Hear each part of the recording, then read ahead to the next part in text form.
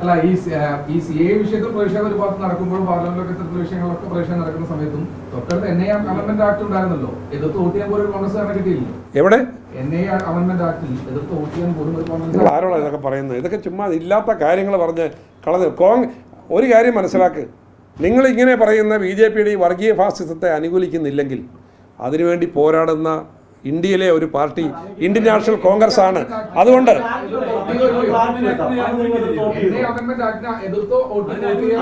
അത് ഞങ്ങളെ സംബന്ധിച്ച് ഇക്കാര്യത്തിൽ ഞങ്ങൾ അവിടെ എടുത്തിട്ടുള്ളത് കൺസിസ്റ്റന്റ് ആയ നിലപാടാണ്. അതെ, ഞങ്ങളൊക്കെ അവിടെ അല്ല പിന്നെ രാജ്യസഭയിൽ അവിടെ പിന്നെ ഭൂരിപക്ഷം വരാതിരിക്കാൻ വേണ്ടി അവർ ചെയ്തത് എന്താ? അവിടെ അമെൻമെൻ്റ് എടുത്തിട്ടില്ല. അവിടെ പിന്നെ നിയമപരമായി ഒരു പാർലമെൻറ്റിൽ നിയമം പാസ്സാക്കേണ്ട ഒരു കാര്യങ്ങളും അവിടെ ചെയ്തില്ല. അവിടെ ശബ്ദ വോട്ടിൽ ഭൂരിപക്ഷം ഉണ്ടെന്ന് പറഞ്ഞ് പാസ്സാക്കി കൊണ്ടുപോയത്. അത് ഞാൻ പറഞ്ഞ അതല്ലല്ലോ നിയമം. ഞങ്ങളെല്ലാം എതിർത്ത് വോട്ട് ചെയ്തു.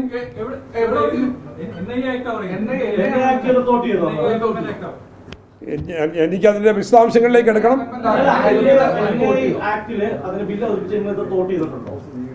NIA ആക്ടിനെ കുറിച്ചുള്ള ഞാനത് പിന്നെ എൻ്റെ വോട്ടിങ്ങിനെ കുറിച്ചുള്ള പഠിച്ചിട്ട് പറയാം, അതേക്കുറിച്ച് പറയാം.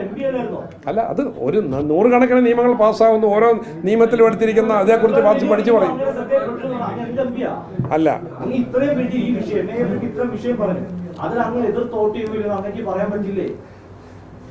അതേ സംബന്ധിച്ച് പാർലമെൻറ്റിൽ ഞങ്ങളൊക്കെ എടുത്തിരിക്കുന്നത്, പ്രതിപക്ഷം എടുത്തിരിക്കുന്ന ഒറ്റക്കെട്ടായ തീരുമാനമാണ്. അതിൽ ഞങ്ങൾ അക്കാര്യത്തിൽ എടുത്തിരിക്കുന്ന എതിരായിട്ടുള്ള ഗവൺമെൻറ് എതിരായിട്ടുള്ള നിലപാട് തന്നെയാണ്. എങ്ങനെ അറിയാത്ത കാര്യം ഞങ്ങളൊന്ന് അങ്ങോട്ട് പറഞ്ഞു തരട്ടെ. കേരളത്തിലെ ഏക ഒരു MP മാത്രമാണ് എതിർത്ത് വോട്ട് ചെയ്തത്. അത് അയാളുടെ പേര് AM ആരിഫ് എന്നാണ്. ആലപ്പുഴയാണ് അയാൾ പ്രതിനിധിക്കുന്നത്. മുസ്ലിം ലീഗിന്റെ MP മാരുണ്ടായിരുന്നു. ഈ മുസ്ലിം ലീഗിന്റെ MP മാർ ആ സമയത്ത് അവിടെ നിന്ന് ബഹിഷ്കരിച്ച് ഇറങ്ങിപ്പോയി. കോൺഗ്രസ് MP മാർ അവിടെ തന്നെ ഇരിക്കുകയാണ് ചെയ്തത്. അന്ന് ഇതിൽ ഉണ്ടായിരുന്നോ ഇല്ലയോ എന്ന് എനിക്കറിയില്ല. ഇതായിരുന്നു സംഭവിച്ചത്. അപ്പോൾ ആ വിഷയത്തിൽ ഈ ഒരു നിലപാട് സ്വീകരിക്കുകയും CA വിഷയത്തിൽ വന്ന് മതത്തിന് വേണ്ടി സംസാരിക്കുകയും ചെയ്യുമ്പോഴുള്ള ഇരട്ടത്താപ്പാണ് ചോദിക്കുന്നത്. അത് നിങ്ങളൊക്കെ കൃത്രിമമായി കെട്ടിച്ചമച്ചുണ്ടാക്കുന്ന കാര്യങ്ങൾ എന്നുള്ളത്.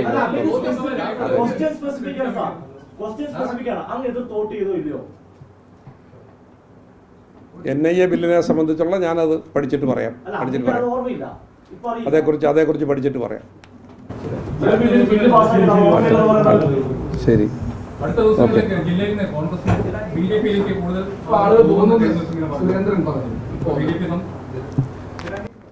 കോൺഗ്രസിൽ വിശ്വസിക്കുന്നവർ കോൺഗ്രസിൽ നിൽക്കും. മതേതരത്വത്തിൽ വിശ്വസിക്കുകയും ജനാധിപത്യത്തിൽ വിശ്വസിക്കുന്നവരാണ് കോൺഗ്രസിൽ.